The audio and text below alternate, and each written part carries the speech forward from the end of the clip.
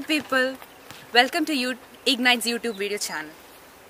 I am Amrita Suresh, student of NITT Trichy, and then today I'm going to talk about what's the right way or what's the correct way to fill an OMR sheet.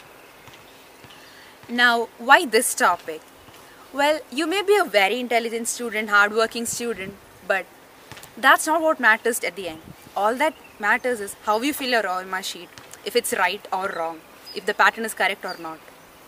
So, those people are not going to check if you have prepared very well for the past 2 to 3 years or not, because it's all that matters.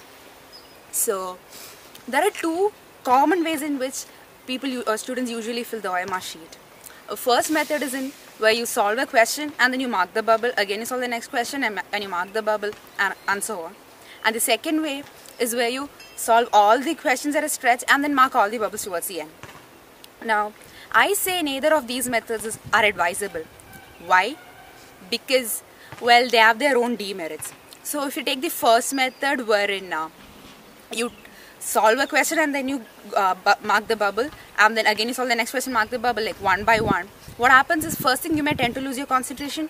Second thing, and that's the most valid reason, imagine you are like solving the 5th or 6th question and then suddenly you strike the logic for the first question or some second question, but then you have no option to change your answer because it's already marked in the paper.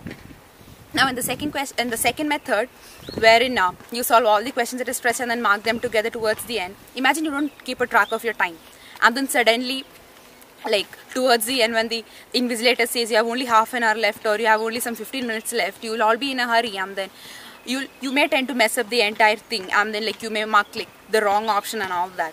So in order to avoid these problems, I guess the best way would be to solve 5 to 10 questions or maybe even 15 questions together and then mark the bubbles for those and then move on to the next set of questions. Why this method? This is because well, you see, you're doing some 6th question or 7th question and suddenly you understand how to solve the second question.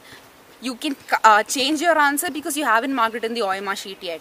So, and then it's not like you left your OMR sheet blank for like throughout you complete solving the paper. You also have some piece that you have already filled in some bubbles, so that it's like an added advantage. So, I prefer this will be the best method. And then if not that, you can even go for this method. Instead of like solving some 10 to 15 questions, instead you can keep a time slot of some half an hour, solve questions for half an hour, and then mark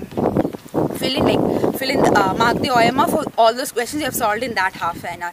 They are almost equal, but then if you go for the timing method, you will be more stressed because you will have to keep checking the time. So hope this helps, and all the very best for your G mains and G advance. Thank you.